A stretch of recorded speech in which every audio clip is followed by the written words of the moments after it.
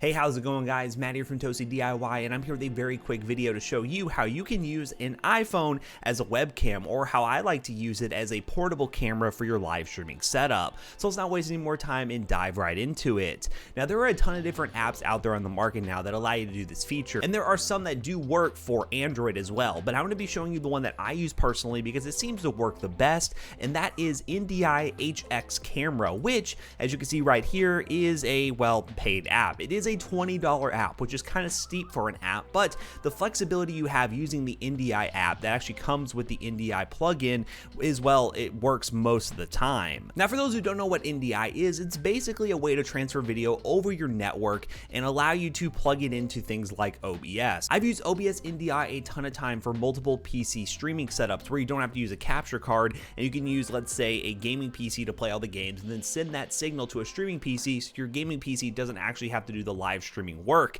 It is kind of a workaround from the 2 PC streaming setup and does help a little bit, but it isn't a perfect solution. But the NDI tech works really well for things like cameras on, let's say, an iPhone. NDI is a broadcasting standard that people use when they're like on the go at sporting events, if they have a portable camera and they want to be able to broadcast back to what, let's say, a live TV standard. So what we have right here is an iPhone 12 Pro, which I installed the app on, and what we're going to do is show you exactly how it works. Now, I have Streamlabs OBS up and running. I'm actually recording right now using this, so bear with me. I can't really add a ton of sources at the same time, but what you're going to do is go ahead in Streamlabs OBS or whatever OBS instance you have. You're going to add an NDI source. If for some reason you don't have this option right here, it's probably because you don't have the NDI plugin installed. So check the link in the description down below, or follow my other tutorial by hitting the eye in the top right corner on how to set up OBS NDI first to be able to use things like this camera. Now, once that's installed, all you have to do is go to your phone, download the app, the NDI app,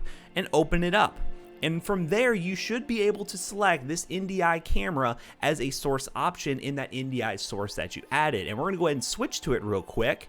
And as you can see right here, I am using the iPhone. You can see me holding it right here. Look at that, isn't that great? So I can actually turn this around, and I know the audio sync probably isn't the greatest from this in my microphone. That's something you might have to do some tweaking with, but in theory, you could use an iPhone as a webcam. Prop it up right here, and then do some minor adjusting to the microphone to make sure that the audio is synced up with the audio coming from this. Because keep in mind, this is a wireless signal, so there will be some delay. So this is just a cool little thing if you are a live streamer to really spice up your live streaming game. It's something I'm going to be utilizing a lot more in our new live streaming setup at our new office, because when we do our marathon streams, we do a lot of gaming, do a lot of PC building, but I want to do a lot more in real life IRL content within our big office that we have. And using this iPhone connected to wireless hotspots throughout the entire office with like a mesh Wi-Fi network can allow me to basically walk around and do a IRL stream, which would be really, really cool in our new office space. So if you guys are interested in that, definitely follow us over on Twitch. We're going to try to do more of that. But